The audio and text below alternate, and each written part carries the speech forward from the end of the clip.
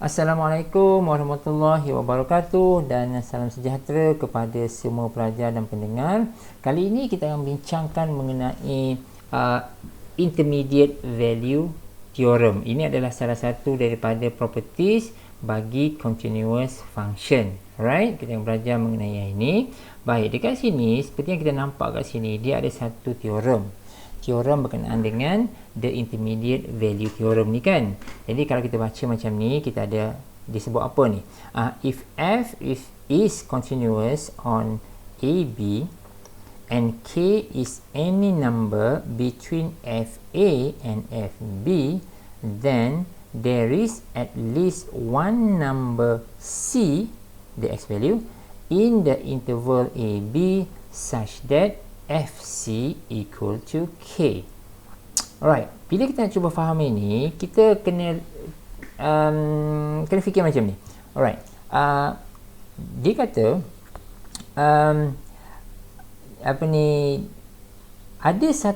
jika ada satu nilai di antara FA dan FB, ya, ada satu nilai K katakan di antara FA dan FB.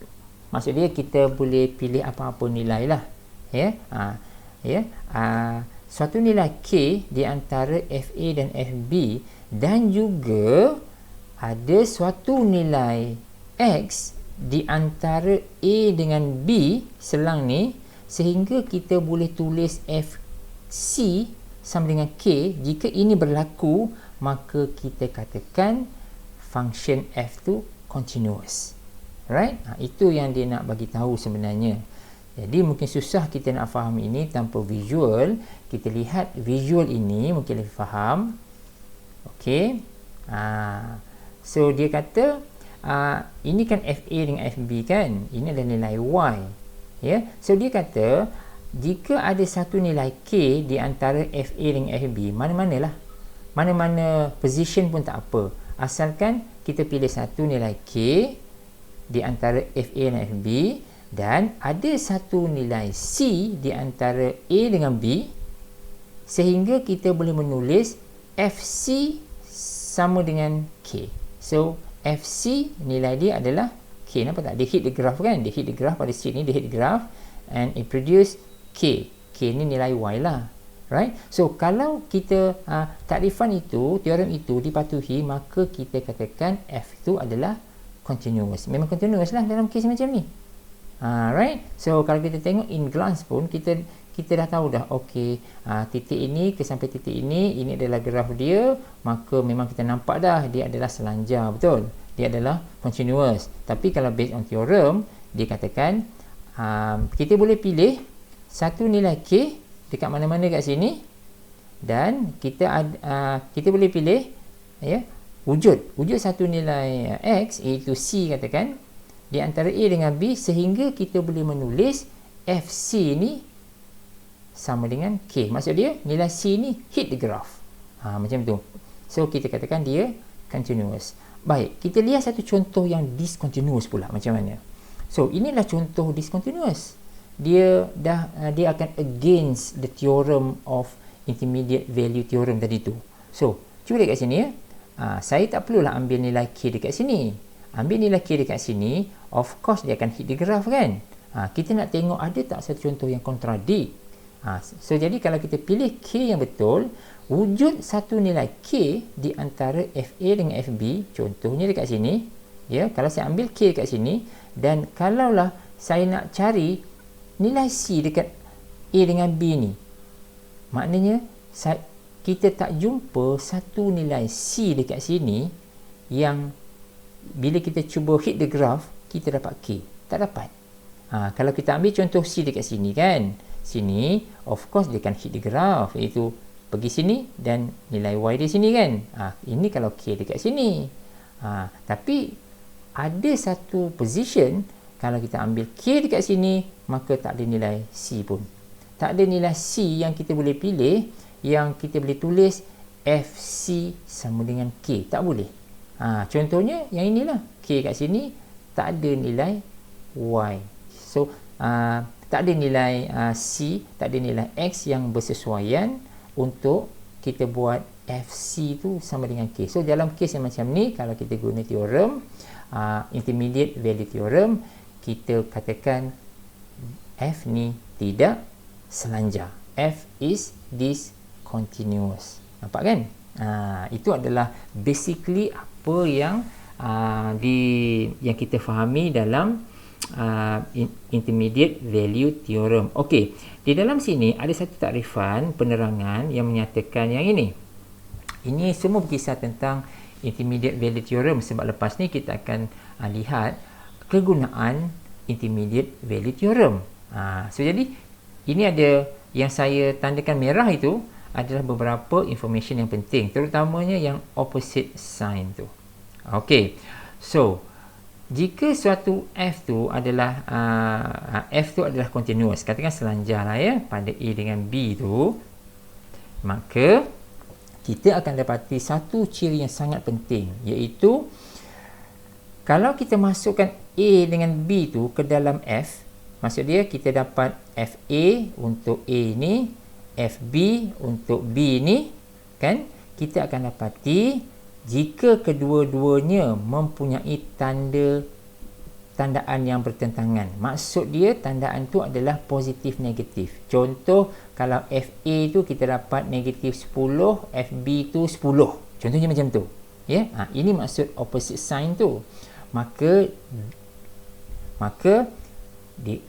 ditulis kat sini, then there is at least one solution of the equation. Right? Maka dia kata sekurang-kurangnya wujud satu penyelesaian. So maksud dia X tu sama dengan suatu nilai. So macam itulah. Ya, kita cuba faham kat sini. Ini dia maksud dia nak bagi tahu yang dia nak kaitkan dengan wujudnya punca bagi persamaan tersebut. Punca tu adalah roots ya, roots. So jadi inilah yang dia nak bagi tahu. Keyword dia adalah masukkan F, masukkan ni A ni ke dalam F, masukkan B ni pula ke dalam F. Tengok dia punya sign dia. Kalau dia opposite sign, maksud dia ada solution. Kita bukan nak cari nilai C tau. Kita tak mencari nilai C pun. Dia cuma nak bagi satu indikator yang bermaksud dia, yang membawa maksud ada satu penyelesaian, ataupun ayat lain, there is a roots in F. Itulah dia. Right? So, kita lihat kat sini, contoh satu dekat sini. Ini satu contoh ya. The use of intermediate value theorem. Soalan dia, show that there is a root. The root tu kita sedia maklum lah ya. Kalau dia ada root, maksud dia ada solution. Ya, so ada nilai X in between. Cuma kita tak tahu nilai X tu apa. Kita tak tahu. Dia cuma nak bagi satu indikator yang menyatakan ada roots. Okey, apa dia punya fx dia? Inilah fx, yang betul tak? Iaitu x kuasa 4 tambah x tolak 3. So macam ni kan? Jadi selang di mana? Selang dia adalah 1 dan 2 kan? Jadi kalau ikut information tadi tu, dia suruh buat apa? Dia suruh 1 ni masukkan dekat sini, betul? Lepas tu yang ini pula 2 ni masukkan dekat sini. So kita nak lihat tandaan mereka berbeza tak? Kita jangan considerkan nombor yang terhasil. Dia hanya fokuskan kepada mana ini. Dia kata bukannya value, dia kata opposite sign. Tandaan satu positif, satu negatif. Itu je. Jadi kita dah ada semua maklumat kan? Kita dah ada 1, dah ada 2, masukkan kat sini. Bila kita cuba, kita dapati F1 tu negatif 1. F2 tu positif 15. Kan berbeza sign tu. So jadi dari sini kita dah tahu dah memang ada punca, memang ada roots in between 1 dan 2. So macam ni lah ya. Dah saya buat lakaran sikit macam ni kan. So ini adalah dia punya X dia 1 dan 2. So kita tak tahu ada satu nilai kat sini yang merupakan punca dia. Cuma kita nak menentu sahkan aja. ada tak sebenarnya di antara 1 dengan 2 ni the roots of the polynomial? Itu je. So jawapan dia ya ada. Sebab apa? Sebab tandaan kat sini berbeza. Okey, cuba kita consider pula satu komponen kecil, satu ruang kecil di antara 1 dengan 2 ni. So now consider a smaller part of 1 and 2. Katakan kita ambil 1.1 dengan 1.2. Ya.